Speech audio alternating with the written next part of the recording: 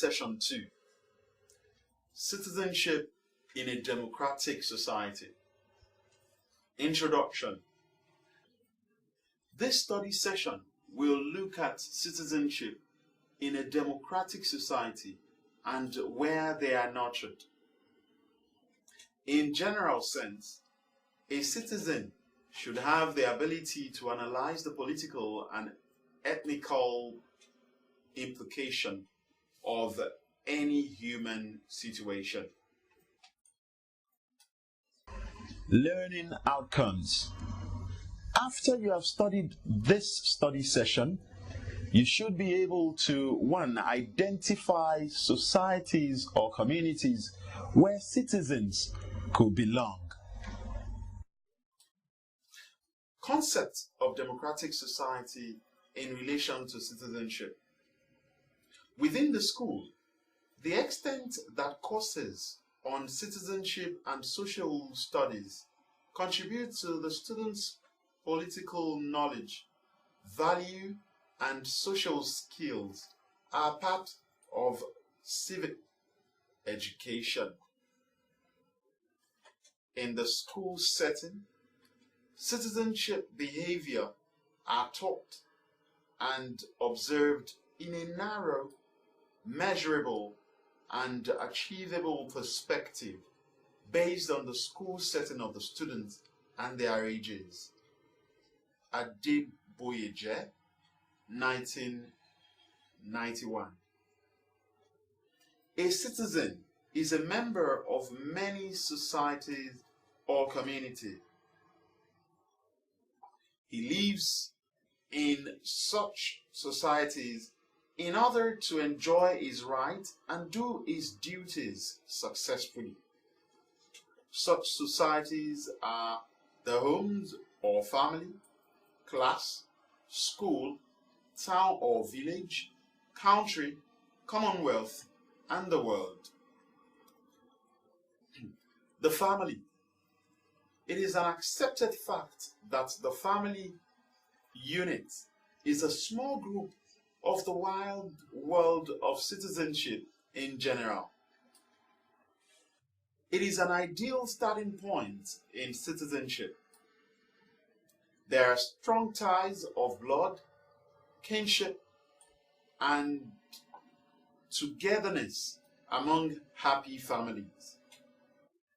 The general respect, live and let live, pride in the achievement of any members of the family, and the spirit of cooperation start from a good family. Oyekon, 1997.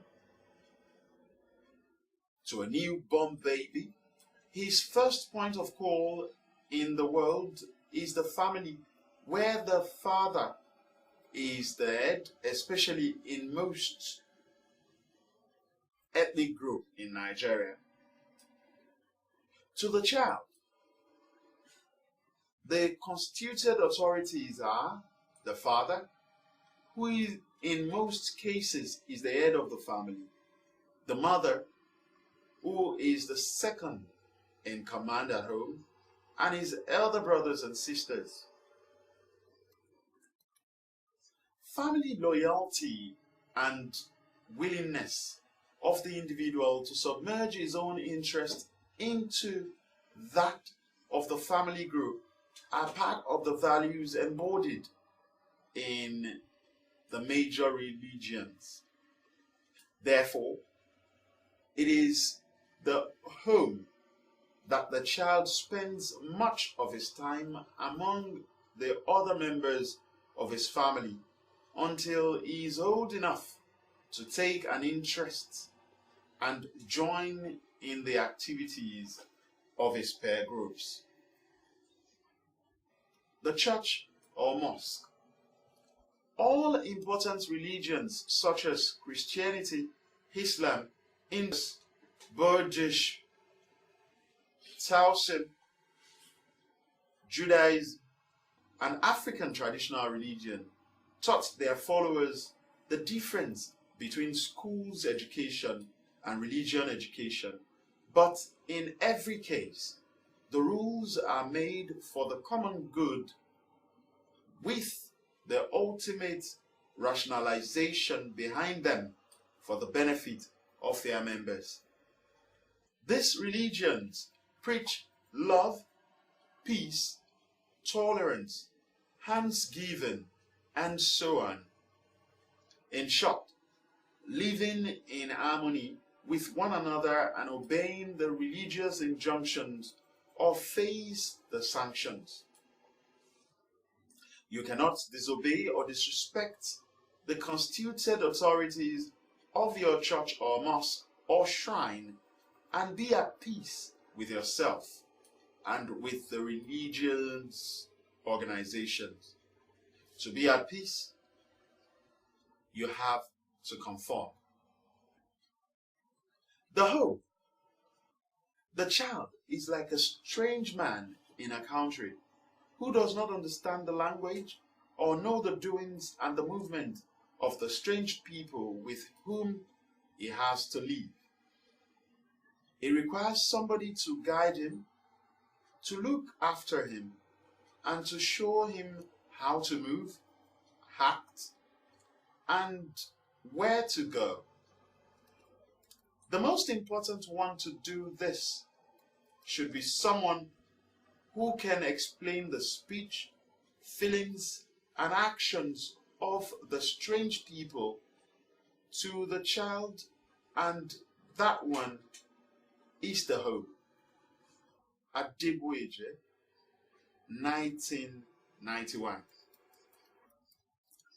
Home is the first station where the child enters the world.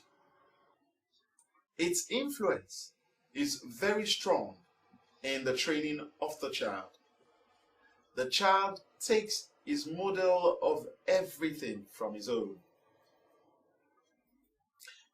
Anything he sees, the mother, father, brother, even sister do, the same thing he copies. It is in the home that the child is taught obedience, politeness, and kindness to others. There lies the great importance of the home. Oyekon, 1997. It either spoils or makes the child's life a success. If the home does all its duties well, the child is sure to meet the success.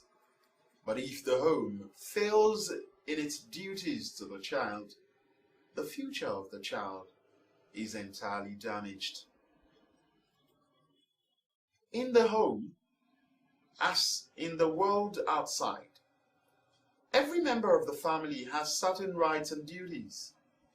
The parents have special duties to perform for children.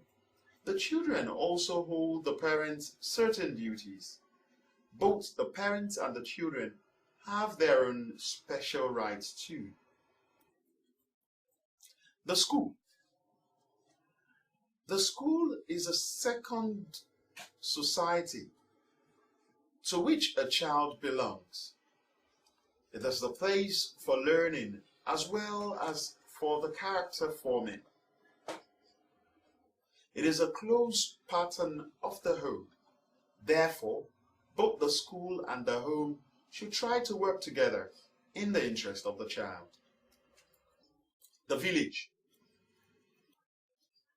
The village has its own particular influence upon the child.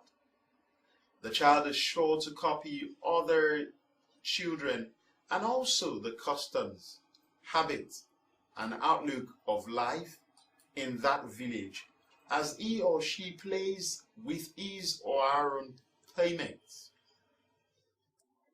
If the moral habit of the village is bad, the child will copy it and finally be a bad child.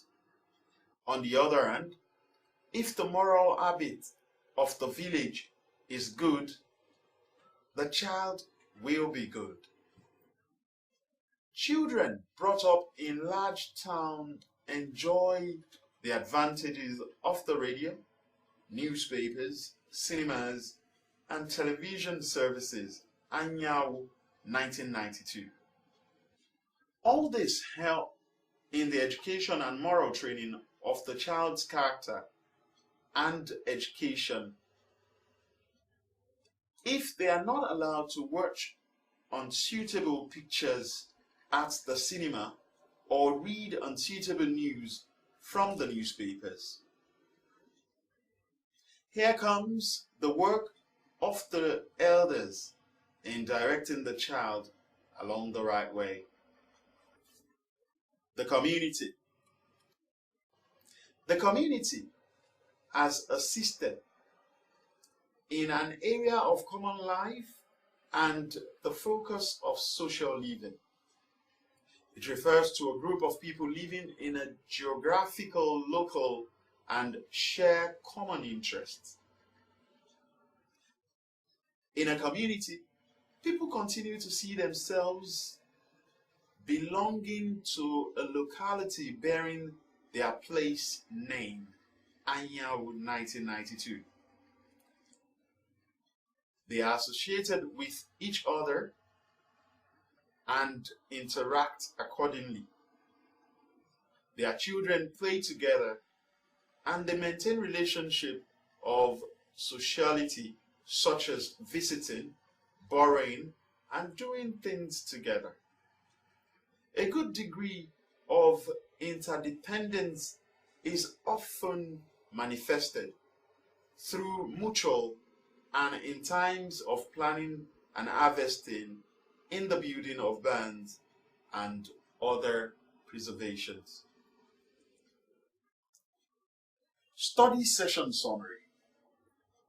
This study session explained and described different ways each society nurture citizens into the life of their citizenship.